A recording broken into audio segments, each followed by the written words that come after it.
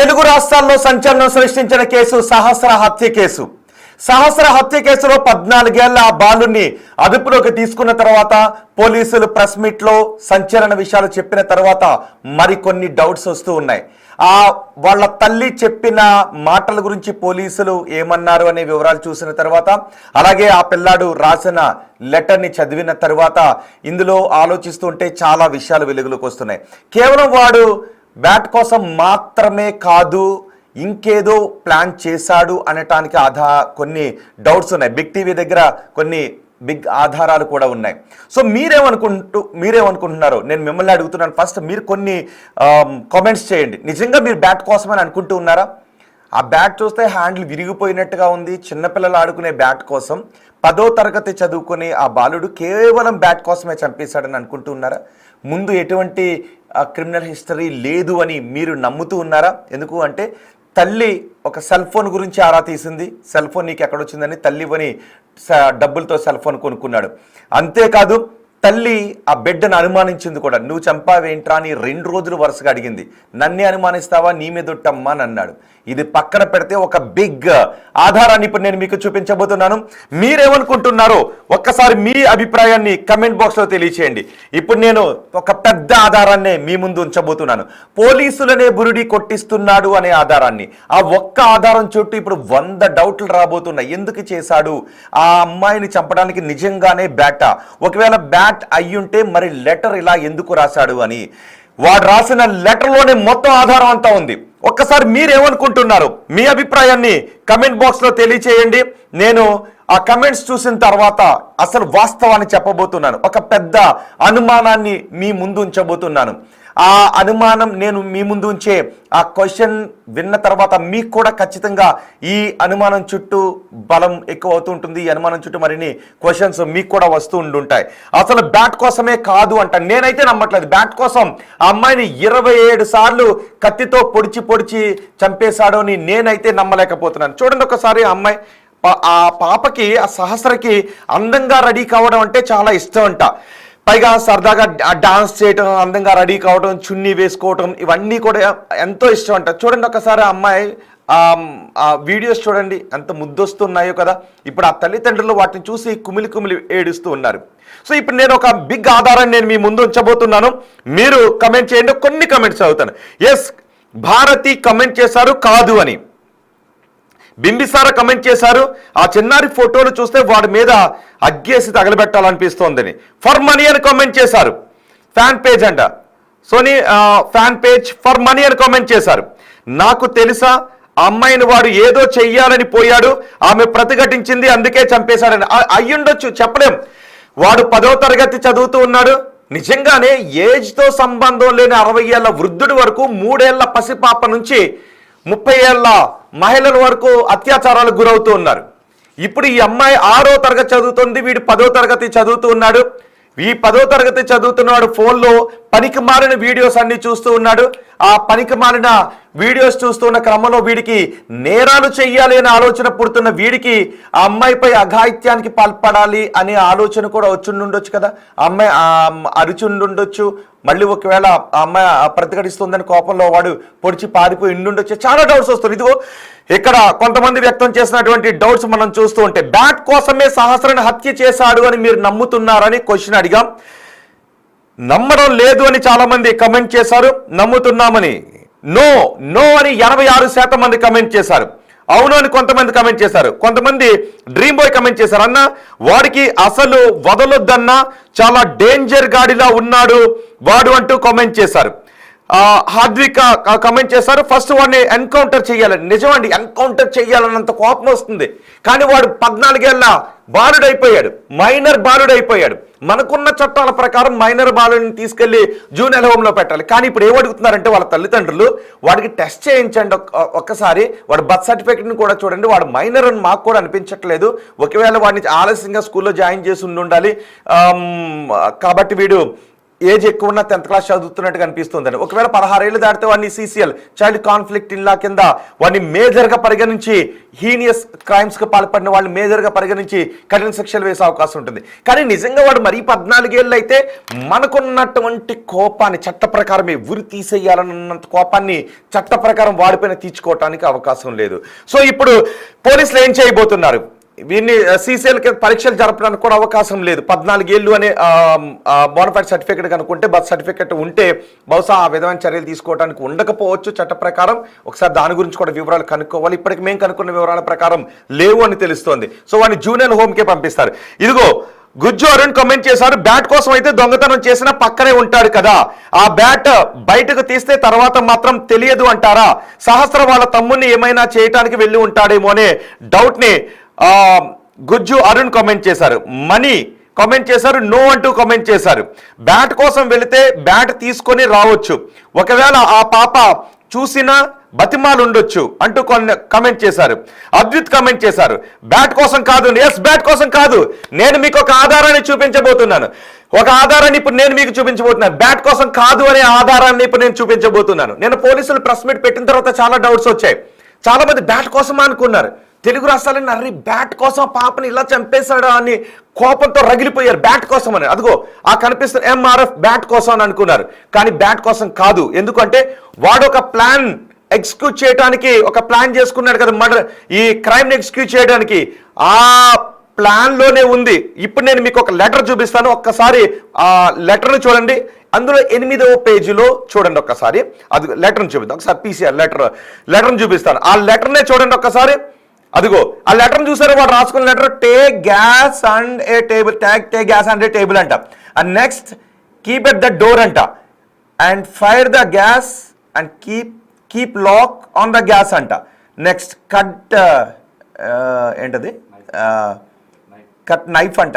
ఇంకొకటి ఏదో knife. After cutting the lock, cut with knife అంట. After cutting the lock take money. Yes, అది చూడండి ఒకసారి. Take money. చూసారా? ఈ లెటర్ని ఎందుకని రాసుకున్నాడని చెప్తున్నారు అంటే, ఆ చిన్నారిని చంపటానికి వాడు వేసుకున్న ప్లాన్ ఇదే అని చెప్తున్నారు. మరి ప్లాన్ లెటర్లో ఎక్కడ బ్యాట్ అని ఎందుకు లేదు? చూడండి ఒకసారి. వాడు బ్యాట్ కోసం, ఆ దొంగతనం కోసం లెటర్ రాసుకున్నాడు ఎగ్జిక్యూట్ చేయడానికి అని అనుకున్నారు.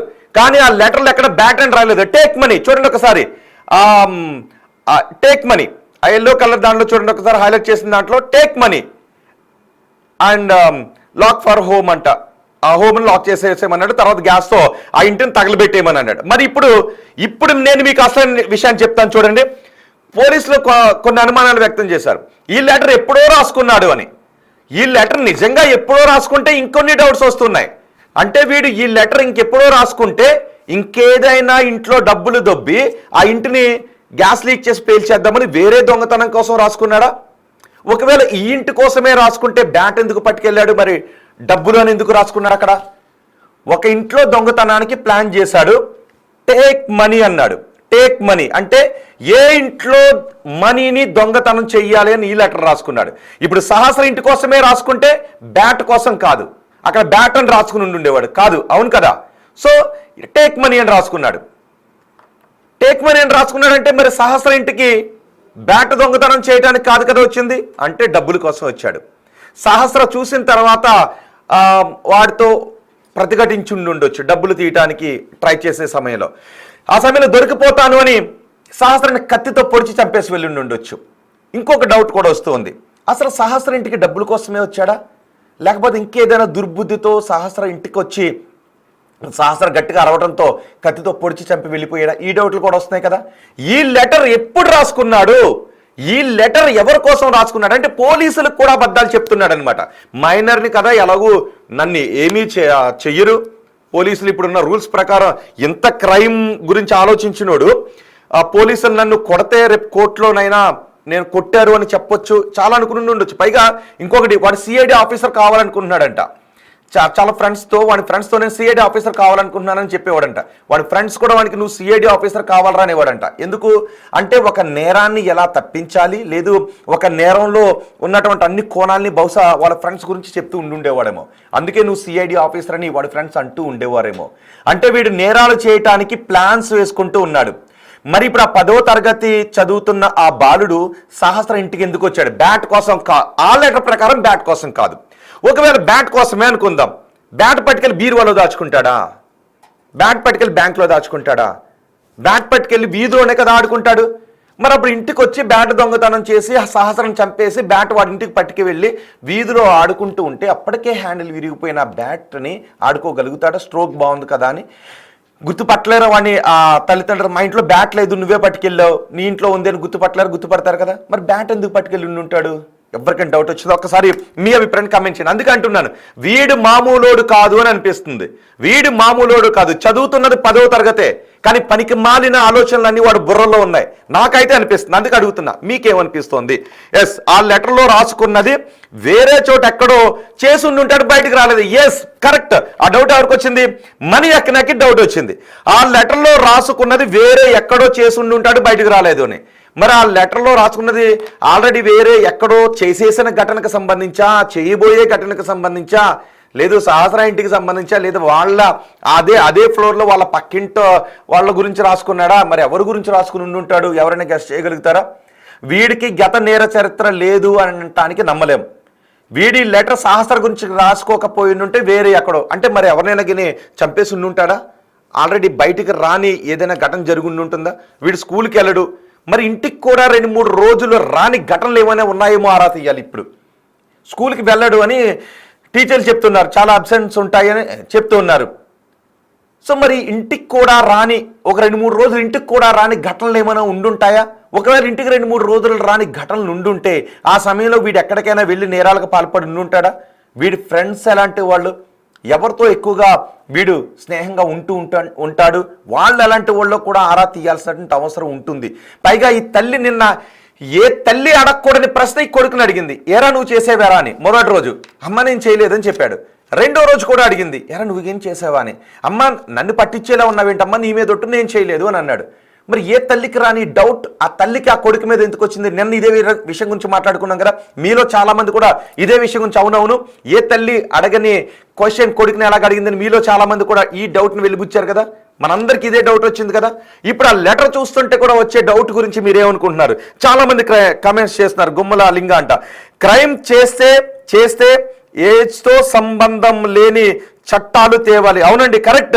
గుమ్మల లింగ కమెంట్ చేశారు, క్రైమ్ చేస్తే ఏజ్తో సంబంధం లేని చట్టాలు తేవాలి, క్రిమినల్స్కి శిక్ష పడాలి, అప్పుడే ఇండియా బాగుపడుతుందంటే కమెంట్ చేశారు. అద్వైత్ కమెంట్ చేశారు, కొన్ని డేస్ ముందే వాళ్ళ పేరెంట్స్ లాస్ అయ్యారంట, సో మనీ కోసం ఇప్పుడు ఇది పక్కా అని కామెంట్ చేశారు. ఒక మూవీ గురించి, హిట్ మూవీ కాదు బ్రో అంట. భావ్యశ్రీ కామెంట్ చేశారు, హిట్ మూవీ కాదు బ్రో అని. ఎందుకు కామెంట్ చేశారు అర్థం కాలేదు భావ్యశ్రీ గారు, భావ్యశ్రీ. ఒకసారి మీరు ఏం చెప్పాలనుకున్నారో కొంచెం క్లియర్గా కామెంట్ చేయండి. ఆ బాయ్ని కఠినంగా శిక్షించాలని కామెంట్ చేశారు. డ్రీమ్ బాయ్ 143 కామెంట్ చేశారు, అన్న వాళ్ళ పేరెంట్స్తో ఫేస్ టు ఫేస్ మాట్లాడాలి. ఎస్, నాకు కుదిరితే డ్రీమ్ బాయ్ 143 గారు, మీరు అన్నట్టుగా నాకు కుదిరితే వాళ్ళ పేరెంట్స్తో నేను ఫేస్ టు ఫేస్ మాట్లాడతాను, వాళ్ళ పేరెంట్స్ దగ్గరికి వెళ్ళి మాట్లాడతాను. చూడండి, అదిగో వాడి ఫేస్ మాస్క్ వేసాం, బ్లర్ చేసాం, ఎందుకంటే ఉన్న చట్టాల